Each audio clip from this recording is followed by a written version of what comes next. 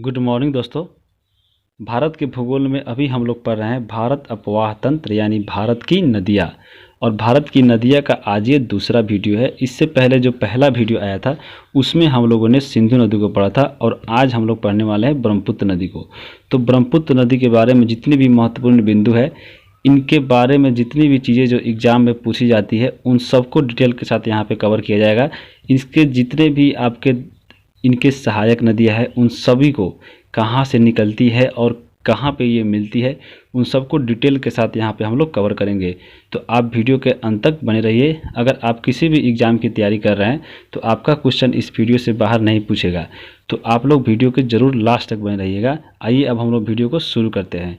भारत की नदियाँ में सबसे पहले हम लोग पढ़ रहे थे हिमालयी नदी को, और हिमालयी नदी में हम लोग 3 नदी को पढ़ने वाले थे, सिंधु नदी, ब्रह्मपुत्र और गंगा नदी। तो सिंधु नदी को हम लोगों ने पढ़ चुका है। आइए अब हम लोग शुरू करते हैं ब्रह्मपुत्र नदी को। तो सबसे पहले ब्रह्मपुत्र नदी को कहाँ पे हम लोग देखते हैं, भारत के नक्शे पे, भारत के मैप पे देखिए ब्रह्मपुत्र नदी कहाँ से ये निकलती है और कहाँ पे बहती है। तो सबसे पहले भारत के अगर हिस्से में बात की जाए तो ये आपको जो हिस्सा दिखाई दे रहा है यहाँ पे पूर्वोत्तर भारत में, यहाँ पे ये ब्रह्मपुत्र नदी का फैलाव है। यहाँ पे भारत में कहाँ और कहाँ बहती है इन सभी को हम लोग देखते हैं। सबसे पहले यहाँ पे देखें, सबसे पहले ये तिब्बत से निकलती है। तिब्बत से निकलने के बाद ये जाती हुई भारत में इंटर करती है अरुणाचल प्रदेश में। अरुणाचल प्रदेश में इंटर करने के बाद यहाँ पे आती है असम में। असम में आने के बाद ये आती है यहाँ पे बांग्लादेश में, और बांग्लादेश में आने के बाद ये बंगाल की खाड़ी में नीचे गिर जाती है। तो इन सभी को एक खास नाम दिया गया है, कहाँ पे इंटर करती हैं, कौन सी नदियाँ आके मिलती है, उन सबको हम लोग जानेंगे। जैसे भारत में एक बार यहाँ पे क्या है, ये नेपाल, इसको देख लीजिए। यहाँ पे सिक्किम है, क्योंकि यहाँ से जानना जरूरी है क्योंकि यहाँ से इनकी सहायक नदियाँ निकलती है। जैसे तीस्ता आपको सिक्किम से निकलती है। तो फिर यहाँ पे आपके हैं भूटान। भूटान से 2 नदियाँ आपके मानस और संकोच नदी आकर आपके ब्रह्मपुत्र में मिलती है। तो इनको भी यहाँ पे भूटान याद रखिए एक बार। फिर उसके बाद ये अरुणाचल प्रदेश है, यहाँ से भी ये आपके ब्रह्मपुत्र नदी इसमें बहती है। फिर ये असम है, असम में बहुत बड़ा फैलाव है इनका ब्रह्मपुत्र नदी का। उसके बाद ये बांग्लादेश होते हुए बंगाल की खाड़ी में गिरती है। तो आइए अब हम लोग ब्रह्मपुत्र नदी की अपवाह के बारे में पढ़ते हैं, यानी ब्रह्मपुत्र नदी कहाँ से निकलती है, कहाँ पे इसका संगम होता है, कौन सी नदियाँ आके इनसे मिलती है, कहाँ पे मिलती है, और एक एक जो इनके महत्वपूर्ण बिंदु है उन सबको जानते हैं। तो सबसे पहले किसी भी नदी को जानने के लिए उसके सबसे पहले जानते हैं उसके उद्गम स्थान, यानी ये नदी कहाँ से निकलती है। तो ब्रह्मपुत्र नदी का निकलने का स्थान यानी जो उद्गम का स्थान है वो है कैलाश पर्वत श्रेणी। यहाँ पे एक कैलाश पर्वत श्रेणी है और उसी के निकट मानसरोवर झील है, और झील के पास एक ग्लेशियर है जिसका नाम है चेमायुंग डुंग ग्लेशियर। इसी ग्लेशियर से ब्रह्मपुत्र नदी निकलती है और तिब्बत में बहती है। तिब्बत में कहाँ तक बहती है, तो ये जो आपके यहाँ पे एक ग्रीन कलर का पर्वत शिखर दिखाई दे रहा है, यहाँ तक बहती है, और इस पर्वत शिखर का नाम है नामचा बरवा पर्वत शिखर। तो नामचा बरवा पर्वत शिखर तक आपके तिब्बत में बहती है ये ब्रह्मपुत्र नदी, और इसको यहाँ पे बोला जाता है सांगपो नदी। यहाँ यानी ब्रह्मपुत्र नदी को तिब्बत में सांगपो के नाम से जाना जाता है, और यहाँ तक ये तिब्बत में बहती है। तो ये जो पर्वत आपको यहाँ पे दिखाई दे रहे हैं नामचा बरवत पर्वत, ये क्या है, तो ये हिमालय जो है, हिमालय की सबसे पूर्वी जो चोटी है, इसी का जो भाग है ये नामचा बरवत पर्वत है। और यहाँ पे जब ये नदियाँ आती है ब्रह्मपुत्र नदी, तो यहाँ पे ये पर्वत शिखर होने के चलते यहाँ पे ये सीधे ऐसे नहीं होकर यहाँ पे ये ऐसे मुड़ जाती है, और ऐसे मुड़ने के कारण यहाँ पे ये यू आकार की आकृति बनाती है। और ये यू आकार की आकृति जब बनाती है तो यहाँ पे बनाती हुई ये अरुणाचल प्रदेश में भारत में प्रवेश करती है। तो यहाँ पे जब भारत में प्रवेश करती है तो ये अरुणाचल प्रदेश के सबसे पहले जो भाग होता है वहाँ पे एक दर्रा है, जो दर्रा का क्या नाम है, तो यांगयाप दर्रा है, और इसी दर्रे से होकर ये ब्रह्मपुत्र नदी निकलती है, कहाँ पे आती है, ये प्रवेश करती है, इंटर करती है भारत में। और अरुणाचल प्रदेश में कहाँ तक बहती है, तो ये अरुणाचल प्रदेश में ये बहती है सदिया तक। ये जो आपके सदिया दिखाई दे रहा है, और यहाँ पे जो यांगयाप दर्रा यानी ये पर्वत है, क्या पर्वत का नाम क्या है, नामचा बरवत पर्वत शिखर, तो इसी के बीच में ये बहती है अरुणाचल प्रदेश में। तो फिर इसके बीच में इसका नाम बदल जाता है, यानी नामचा बरवत पर्वत से लेकर फिर इसके सदिया तक इसका नाम पड़ जाता है दिहांग। तो ब्रह्मपुत्र नदी को दिहांग के नाम से कहाँ जाना जाता है, ये भी आपके एग्जाम में क्वेश्चन पूछा जा सकता है। तो याद रखिएगा, इसको जाना जाता है दिहांग नाम से। फिर जो ये दिहांग है उसके बाद सदिया में आती है और सदिया के बाद शुरू हो जाता है असम। फिर सदिया के बाद जब असम शुरू होता है तो सदिया से लेकर धुबरी, यहाँ पे देखिए सदिया है और यहाँ पे ऐसे बहती हुई ये आती है धुबरी तक, और धुबरी तक यानी सदिया से धुबरी तक ये बहती है असम में। फिर ये असम में इसका नाम दूसरा हो जाता है, तो असम में इसका नाम होता है, ये होता है ब्रह्मपुत्र, यानी ब्रह्मपुत्र नदी का नाम खुद ब्रह्मपुत्र आके पड़ता है कहाँ पे, तो ये असम में पड़ता है। तो असम में कैसे किसके बीच बहता है, तो सदिया से लेकर धुबरी के बीच ये बहता है। फिर यही सदिया से लेकर धुबरी के बीच में ये मैदानी भाग है, इसके बीच नौका गमन की भी सुविधा होती है, यानी आप नौकायान कर सकते हैं। इसी के बीच में WH2 यानी जो राष्ट्रीय जल मार्ग है वो 2 है यहाँ पे, कहाँ से, सदिया से लेकर धुबरी तक, और पहला कहाँ है, इलाहाबाद से हल्दिया। इसके लिए एक ट्रिक अलग से वीडियो आएगी।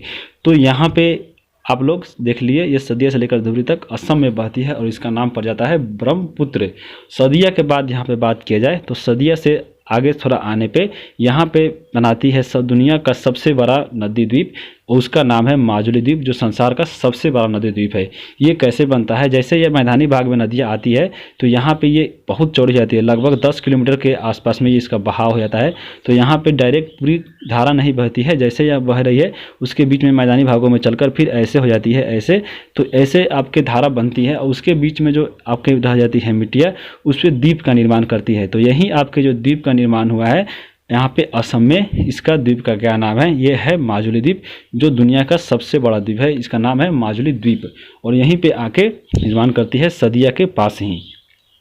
तो यहाँ पे सदिया के यहाँ पे एक घाट भी है, पासी घाट, यहाँ पे आपके 2 नदियाँ जो है मेन रूप से आके मिलती है। इसमें कहाँ से, तिब्बत से आती है, इसका नाम है लोहित और दिबांग। यहाँ पे याद रखिएगा, लोहित और दिबांग नदियाँ जो है आके आती है कहाँ से, ये तिब्बत से दोनों आती है, और यहाँ पे इसकी सहायक नदियाँ यहाँ पे बन जाती है। तो याद रखिएगा, ये लोहित और दिबांग नदी यहाँ पे मिलती है, और ये जो बुढ़ी दिहिंग है ये इसकी सहायक नदी है लोहित की।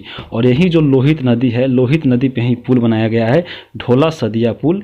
ये ढोला और सदिया के बीच में जोड़ता है, सदिया यहाँ पे है और ढोला इधर है, तो इन दोनों के बीच में ये पुल जोड़ती है, जो सबसे लंबा नदी ब्रिज है। इसकी लंबाई की बात की तो ये 9 किलोमीटर से ज़्यादा है। इसके बारे में आगे हम लोग चर्चा करेंगे डिटेल से जब लोहित नदी आएगा। फिर उसके बाद यहाँ पे एक ये दाईं ओर से आती है कौन सी नदियाँ, दिहांग, और यहाँ पे मुड़ जाती है। देखिए नदी का जो दिशा है यहाँ पे वो आपके किधर जा रही है उसके ऊपर निर्भर करती है। जैसे अगर बात किया जाए यहाँ पे नदी की, तो जब नदियाँ यहाँ से लेकर जब यहाँ बह रही थी तो इसकी दिशा आपके जब ये पश्चिम से पूरब बह रही थी तो इसके ऊपर जो थी यहाँ पे ये क्या थी, ये बाईं थी और नीचे दाईं थी।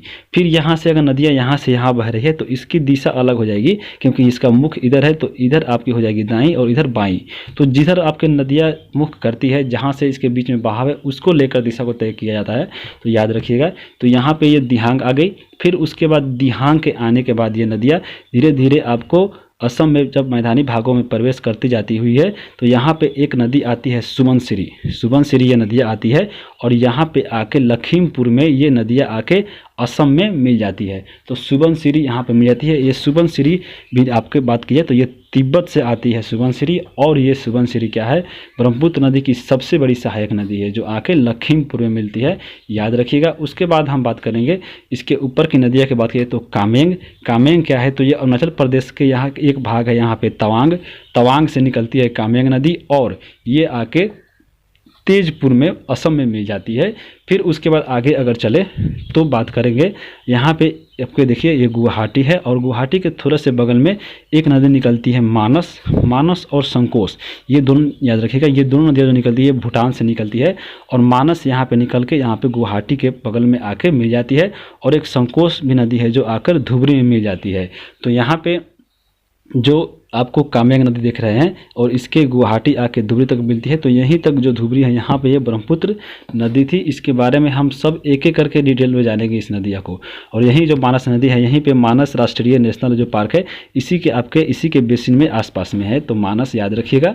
उसके बाद हम आगे बात करेंगे इसके यहाँ पे बाईं ओर की नदियाँ की। तो सबसे पहले यहाँ पे आती है कपिली और यहाँ पे एक बराक नदी। कपिली नदी की बात की जाए और यहाँ पे एक धनसिरी नदी भी आती है। तो धनसिरी आपकी बात की जाए तो ये नदियाँ आपके निकलती हैं नागालैंड से। यहाँ पे एक लैसांग यहाँ पे एक लैसांग चोटी है, यहीं से निकलती है आपके धनसिरी नदी और यहाँ पे आके ये भी धनसिरी लखीमपुर के बगल में आके मिलती है। और एक है कपिली नदी। कपिली नदी की बात की जाए तो ये मेघालय से निकलती है और ये यहाँ पे असम में मिल जाती है, किसमें, ब्रह्मपुत्र नदी में। इसके बाद बराक नदी निकलती है, कहाँ से, नागालैंड से। और नागालैंड में एक माउंट जैपुआ पर्वत है, यहीं से निकलती है आपकी बराक नदी। और बराक नदी आगे हुई सुरमा घाटी से बहती है, इसलिए इसको सुरमा के नाम से भी जाना जाता है। और फिर सुरमा आके जब यहाँ पे बांग्लादेश में इंटर करती है तो इसी बराक नदी को ही यहाँ पे मेघना नदी के नाम से जाना जाता है। तो याद रखिएगा, मेघना नदी आके यहाँ पे आगे मिल जाती है बांग्लादेश में, कहाँ पे, तो ये चांदपुर की जगह पे मिल जाती है। तो यहाँ पे हम लोग ऊपर की तरफ देखे थे धुबरी तक, धुबरी आपके यहाँ के ख़त्म हो जाती है, यानी असम यहाँ पे ख़त्म हो जाती है। और फिर असम के बाद ये जब तीस्ता नदी यहाँ पे मिलती है तो यहाँ पे तीस्ता नदी के मिलने के बाद जब ये ब्रह्मपुत्र नदी में मिलती है तीस्ता नदी तो इसका नाम पड़ जाता है जमुना। तो जमुना यहाँ पे इसका कहाँ पे नाम पड़ता है, बांग्लादेश में। तो जमुना जब आगे धीरे आती है आगे तो यहाँ से इधर से आती रहती है गंगा नदी, और गंगा नदी जब आपके बांग्लादेश में आती है तो इसका नाम पड़ता है पद्मा। तो फिर जब ये जमुना और जब पद्मा मिलती है तो इसका आगे दोनों मिलकर किसका निर्माण करती है, पद्मा का। जैसे ये जमुना और पद्मा यहाँ पे दोनों आके नदियाँ मिली, इसका नाम हो गया पद्मा। फिर जब पद्मा यहाँ से लेकर यहाँ तक इसके बीच में ये पद्मा बहती है, और पद्मा के बहने के बाद जैसे ये मेघना नदी आके यहाँ पे मिलती है तो पद्मा और मेघना मिलकर मेघना का निर्माण करती है। और ये जो मेघना नदी है आके बंगाल की खाड़ी में गिरती है और यहाँ पे गिरने से पहले डेल्टा बनाती है बहुत से, तो ये डेल्टा का निर्माण भी करती है, यहाँ पे ये याद रखिएगा। तो ये इसका अपवाह तंत्र शॉर्ट था, इसके बारे में हम अच्छे से डिटेल में एक एक को लिखा हुआ पढ़ेंगे। तो आइए अब आगे चलते हैं। सबसे पहले हम लोगों ने जाना था तिब्बत में इसका क्या नाम पड़ा था, सामगुपो। इसको आपको साम्पू भी बोला जाता है तिब्बत में, ब्रह्मपुत्र नदी को। फिर जब ये ब्रह्मपुत्र नदी में आया था तो इसको दिहांग बोला जाता था, और फिर असम में ब्रह्मपुत्र नाम पड़ा और बांग्लादेश में जमुना नाम पड़ा। और बांग्लादेश में जमुना पड़ने के बाद जब इससे मेघना मिली तो ये मेघना नदी आके बंगाल की खाड़ी में गिर गई और इसके संगम हो गया। तो अब इसके बारे में इतना हम जान गए, यानी इसके बारे में जो भी इंपॉर्टेंट जो बातें हैं यहाँ पे आगे लिखी गई है। जैसे यहाँ पे जब पद्मा और जमुना नदी आई थी, जैसे ये जमुना तीस्ता नदी के मिलने के बाद ये बनी है, इधर से आई है पद्मा नदी और ये मिलने के बाद पद्मा आगे चली गई है। और पद्मा से जब मिली है मेघना नदी, मेघना नदी मिलने के बाद ये मेघना नदी का निर्माण हुआ है और यही मेघना जाके बंगाल की खाड़ी में गिर गई है। तो सबसे पहले इसके उद्गम स्थान को हम लोग यहाँ पढ़े थे, बाणसरोवर झील के निकट चेमायोंगडुंग ग्लेशियर, संगम बंगाल की खाड़ी मेघना के नाम से गिरती है, याद रखिएगा। उसके बाद हम ब्रह्मपुत्र नदी की टोटल अगर लंबाई की बात की जाए, यानी चेमायोंग ग्लेशियर से लेकर बंगाल की खाड़ी तक इसकी हम बात करें तो ये कितनी लंबाई है, टोटल लंबाई करें तो ये 2900 किलोमीटर ब्रह्मपुत्र नदी की कुल लंबाई है। और भारत में यानी कहाँ से लेकर नामचा बर्फ पर्वत से लेकर नीचे जब आती है असम तक तो उसका कुल लंबाई 916 किलोमीटर है, तो ये याद रखिएगा। अब ब्रह्मपुत्र नदी के बारे में हम लोग जिसके नाम अलग अलग किस जगह से लेकर किस बीच के जगह में पड़ती है उसको जानेंगे, क्योंकि एग्जाम में बहुत आता है। तो ब्रह्मपुत्र नदी एक ही लेकिन नाम अनेक, तो उसके बारे में जाने। तिब्बत में जब ये नदियाँ ब्रह्मपुत्र चली थी तो इसका नाम था सांगपो और इसी को बोला जाता है यारलुंग। कहाँ पे, तिब्बत में। कहाँ से लेकर कहाँ के बीच में, तो जहाँ से ये निकली थी चेमायोंग ग्लेशियर से लेकर, जैसे ये यू आकार की बढ़ती हुई आकृति जब से यहाँ पे नामचा पर्वत शिखर था, यहाँ से लेकर इस नदिया का नाम क्या पड़ा था आपको, यारलुंग यानी सांगपो। कहाँ पे, तो तिब्बत में। जैसे फिर ये नदियाँ जैसे यू आकार की आकृति के बनाने के बाद यहाँ पे एक कौन सा दर्रा था, यांग्याप दर्रा, अरुणाचल प्रदेश में प्रवेश करती थी। अरुणाचल प्रदेश में लेकर सदिया तक इसके बीच का क्या नाम पता था, तो दिहांग या इसी को बोला जाता है सियांग। तो नामचा पर्वत से लेकर सदिया तक इसका अरुणाचल प्रदेश में दिहांग या सियांग के नाम से जाना जाता है। फिर जब ये नदियाँ आपके उसके बाद असम में सदिया के पास प्रवेश करती है तो सदिया से लेकर धुबरी तक असम में ब्रह्मपुत्र नदी को ब्रह्मपुत्र नाम पड़ा। और फिर जब ये तीस्ता नदी जब आके मिली कहाँ से, धुबरी के थोड़ा सा आगे तो बांग्लादेश में, तो उसका नाम पड़ा यहाँ पे जमुना। और ये कहाँ से लेकर तीस्ता नदी के मिलने के बाद जमुना पड़ा। फिर जब आपके तीस्ता नदी जब जमुना मिली, फिर अब यहाँ पे आके कौन सी नदी मिलती, पद्मा। तो फिर पद्मा बनी, पद्मा में क्या आके मिली, मेघना। तो फिर मेघना नदी बनी और मेघना नदी जाके कहाँ पे मिली, बंगाल की खाड़ी में, तो इसका संगम हुआ। यहाँ तक आप लोग को याद हो गया होगा अच्छे से। मैप पे आप लोग ध्यान रखिएगा, जरूर से याद हो जाएगा। और इसको आप वीडियो देखने के बाद आप लोग जरूर एक रफ फिगर आप कॉपी पर जरूर बनाएं और इन सभी नदियों को मिलाएं, तब आपको एकदम दिमाग में बैठ जाएगा। उसके बाद इसकी हम सहायक नदी की बात करें, जिनकी इनकी सहायक नदी थी, तो एक दिबांग थी और लोहित, ये दोनों नदियाँ कहाँ से मिली थी? तिब्बत में आके मिली थी, पासी घाट के पास, डेल्टा के पास। उसके बाद यहाँ पे धनसिरी नदी थी, उसके बाद कपिली, बराक, पद्मा, तिस्ता, संकोश, मानस, कामेंग, सुबनसिरी और दिहांग। अब इसके बारे में हम लोग एक एक करके डिटेल में पढ़ेंगे इन सभी नदियों के बारे में। तो सबसे पहले इसकी सहायक नदी कौन थी? सबसे बड़ी थी सुबनसिरी। सुबनसिरी ये सबसे बड़ी सहायक नदी थी। ब्रह्मपुत्र नदी की बात की जाए तो ब्रह्मपुत्र नदी भारत में अरुणाचल प्रदेश में सबसे पहले प्रवेश करती है, और अरुणाचल प्रदेश में इसका नाम क्या है? दिहांग। दिहांग नाम से हिमालय के सबसे जो पूर्वी शिखर थी, क्या इसका नाम था? नामचा बारवा। उसके बाद ये आकर यू टर्न लेती थी और यहाँ पे यू टर्न करते यहाँ पे ये यांगयाप दर्रा से भारत में प्रवेश करती है, तो याद रखिएगा। उसके बाद ब्रह्मपुत्र नदी के बारे में बात की जाए तो ब्रह्मपुत्र नदी विश्व का सबसे बड़ा नदी द्वीप असम में माजुली द्वीप बनाती थी, और जिसे आपको गिनीज वर्ल्ड बुक रिकॉर्ड में भी शामिल किया गया है।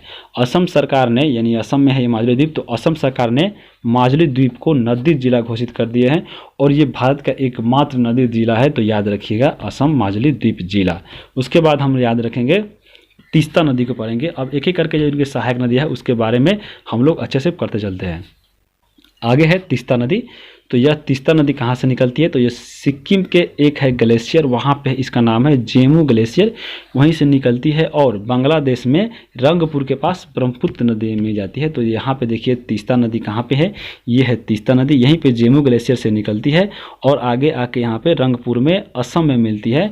और यहाँ पे अगर तीस्ता नदी की बात की जाए तो तीस्ता नदी की दो सहायक नदियाँ याद रखिएगा, एक है इधर से रंगित, और यहाँ पे एक और नदी आती है जिसका नाम पड़ जाता है रंगपो। तो रंगित और रंगपो इसकी दो सहायक नदियाँ है, याद रखिएगा। और इसके बारे में अगर हम आगे पढ़ें तो यहीं अगर बात की जाए तो तीस्ता नदी के किनारे ही बसा है जलपाईगुड़ी शहर, और चोलामू झील भी तीस्ता नदी पर स्थित है, जो सबसे ऊंची झील है, ये भी याद रखना है। और इसकी दो सहायक नदियाँ रंगित और रंगपो है, किसकी? तीस्ता की। और तीस्ता नदी यहाँ पे आप मिली, आप लिख मैप पे एक बार जरूर देखिए, ये तीस्ता नदी है। उसके बाद हम लोग पढ़ेंगे रंगित नदी। रंगित नदी किसकी सहायक है? तीस्ता की। तो यह तीस्ता की सहायक नदी है और यह भी सिक्किम से ही निकलती है, और यह सिक्किम की, इस नदी को सिक्किम में जीवन रेखा के नाम से भी जाना जाता है। तो जीवन रेखा कही जाती है किसकी? यह सिक्किम की। कौन सी नदी? रंगित नदी, तो याद रखिएगा। उसके बाद हम लोग पढ़ेंगे सुबनसिरी। सुबनसिरी क्या है? ये जो ब्रह्मपुत्र की सबसे बड़ी सहायक नदी है, मैप पे देखिए ये है सुबनसिरी। सुबनसिरी की बात की तो ये कहाँ से निकलती है? तो ये तिब्बत से निकलती है और असम के मैदान में बहती हुई यहाँ पे देखिए लखीमपुर, और ये लखीमपुर के पास ब्रह्मपुत्र नदी असम में मिल जाती है। आगे अब हम चलते हैं किस पे? धनसिरी नदी। तो धनसिरी नदी देखिए मैप पे कहाँ पे है? ये है धनसिरी। धनसिरी भी कहाँ मिलती है? तो ये कहाँ से निकलती है? तो ये नागालैंड से निकलती है, और नागालैंड के पास यहीं पे एक है लेसांग पर्वत चोटी, यहीं से ये निकलकर नागालैंड असम में बहती हुई ब्रह्मपुत्र नदी में मिल जाती है। धनसिरी नदी के बाद हम लोग पढ़ेंगे बराक नदी। बराक नदी देखिए मैप में तो कहाँ पे है बराक नदी? ये यहाँ पे बराक नदी आती है, जिसका आगे नाम चलकर मेघना नदी पड़ता है इसी नदी का। तो यह नदी नागालैंड के माउंट जयपोवा से निकलकर मणिपुर के दक्षिण में बहती है, और फिर यह नदी बांग्लादेश में सुरमा के नाम से भी जाना जाता है। सुरमा क्यों पड़ता है? क्योंकि सुरमा घाटी है, उसी से बहती जाती है, तो इसका नाम सुरमा पड़ जाता है। फिर बराक नदी ढाका जो है बांग्लादेश की राजधानी है, उसके दक्षिण में पद्मा से मिल जाती है और मेघना नदी बनाती है। तो इस नदी बेसिन में एक मानसी रामन और चेरापूंजी भी जगह है जहाँ पे सबसे ज़्यादा बारिश होती है, तो याद रखिएगा इसी के बेसिन, बराक नदी के बेसिन में ही है ये, और जहाँ पे विश्व की सर्वाधिक वर्षा होती है, जानते होंगे। उसके बाद हम लोग बात करेंगे मानस नदी। मानस नदी और संकोश नदी जो यहाँ पे है, ये दो नदियाँ ये भूटान से निकलती है।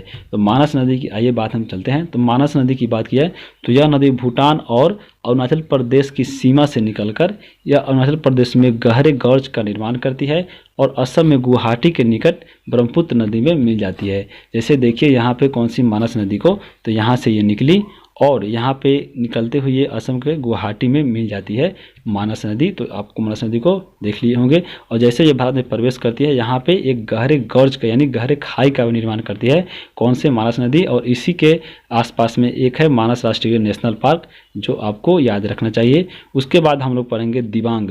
दिबांग नदी कहाँ से निकली थी? तो ये दिबांग और लोहित जो दो नदियाँ थी, एक दिबांग और लोहित, ये दोनों तिब्बत से निकली थी, तो याद रखिएगा।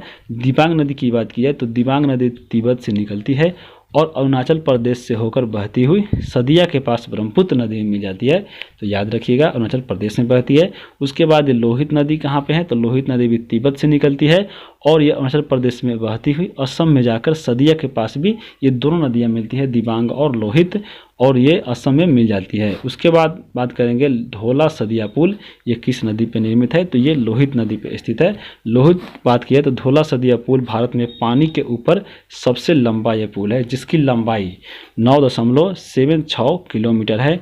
और ढोला सदिया पुल को अगर बात की तो इसको एक अन्य नाम से जाना जाता है, जिसको नाम है भूपेन हजारिका सेतु। याद रखिएगा भूपेन हजारिका सेतु भी है, ये ढोला सदिया पुल का ही नाम है। उसके बाद जो असम और अरुणाचल प्रदेश को जोड़ती है ढोला और सदिया के बीच में, तो याद रखिएगा। तो यहाँ पे ब्रह्मपुत्र नदी को अच्छे से जान गए होंगे। अगर आपको वीडियो अच्छा लगा तो ज़रूर लाइक और कमेंट कीजिए, और इसमें जो भी पॉइंट आपको लगता है छूटा हुआ है तो कमेंट करके ज़रूर बताइए। उसके बाद हम अगली जो क्लास होने वाली है वो है नेक्स्ट क्लास गंगा और उसकी सहायक नदी को डिटेल में मैप के साथ जानेंगे। तो इसका अगर आप PDF डाउनलोड करना चाहते हैं, प्राप्त करना चाहते हैं, तो आपको टेलीग्राम पे जाना होगा और टेलीग्राम पे सर्च कीजिएगा चैनल का नाम स्टूडेंट जेल खाना, और वहां से ज्वाइन होकर इसका PDF मुफ्त में प्राप्त कर लीजिएगा। और इसको आप ज़रूर से ज़रूर अपने कॉपी में मैप बनाकर ज़रूर आपको कवर कीजिएगा। तो हम वीडियो को यहीं पे ख़त्म करते हैं। वीडियो कैसा लगा ज़रूर कमेंट करके बताइए। धन्यवाद।